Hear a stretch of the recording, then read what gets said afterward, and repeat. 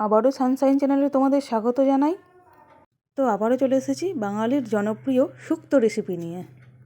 তো শুক্তো বানানোর জন্য প্রথমেই আমি কিছু ভেজিটেবল কেটে নিয়েছি, যার মধ্যে নিয়েছি কাঁচা কলা, ফুলকপি, করলা, বেগুন, আলু, সজনে ডাঁটা আর পেঁপে।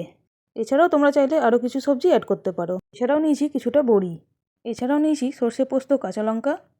এছাড়াও ভাজা গুঁড়ো মশলার জন্য নিয়েছি পাঁচফোড়নের সঙ্গে একটু বেশি পরিমাণে রাঁধুনি। আরও নিয়েছি কিছুটা আদা। এবারে আমি কড়াইয়ে শুকনো মশলাটা প্রথমে একটু নেড়ে নিয়ে গুঁড়ো করে নিয়েছি। সর্ষে পোস্ত, কাঁচা লঙ্কা দিয়ে একটা পেস্ট বানিয়ে নিয়েছি কিছুটা আদা বাটা। এবারে কড়াইয়ে তেল দিয়েই প্রথমে বড়িগুলো ভেজে তুলে রেখেছি। এরপর ওই তেলেই করলাটা ভেজে তুলে রেখেছি। বেগুন বাদ দিয়ে সমস্ত রকমের কেটে রাখা সবজিগুলো দিয়ে দিয়েছি। সবজিগুলো বেশ কিছুক্ষণ নাড়াচাড়া করার পর কেটে রাখা বেগুনগুলোও তার মধ্যে অ্যাড করে দিয়েছি। আবারও বেশ কিছুক্ষণ ভালোভাবে ভেজে নেব। এবারে দিয়ে দেবো পরিমাণ মতো লবণ, আর ঠিকঠাক টেস্ট আনার জন্য দিয়ে দেবো খুব সামান্য পরিমাণে হলুদ। আবারও কিছুক্ষণ খুব ভালোভাবে নাড়িয়ে নেব। এবারে কিছুক্ষণের জন্য ঢাকা দিয়ে দেবো। কিছুক্ষণ পর ঢাকা খুলে দেখে নেব সবজিগুলো নরম হয়েছে কিনা।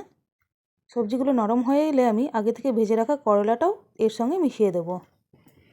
সমস্ত কিছু ভালোভাবে নাড়াচাড়া করে নিয়ে আগে থেকে বেটে রাখা সর্ষে পোস্ত, কাঁচা লঙ্কার পেস্টটা দিয়ে দেবো।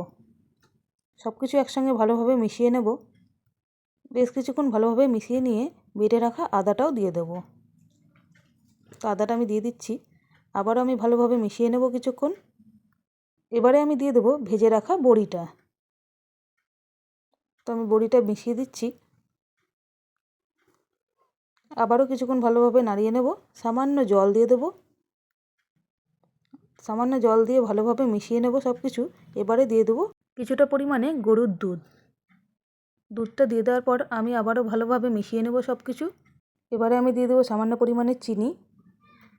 সবশেষে আমি ভেজে রাখা মশলাটা দিয়ে দেবো। আমার সমস্ত কিছু ফুটে উঠলে সামান্য পরিমাণে ঘি দিয়ে আমি শুক্তো নামিয়ে নেব। অনুষ্ঠান বাড়ির মতো শুক্তো আমার একদম তৈরি হয়ে গেছে।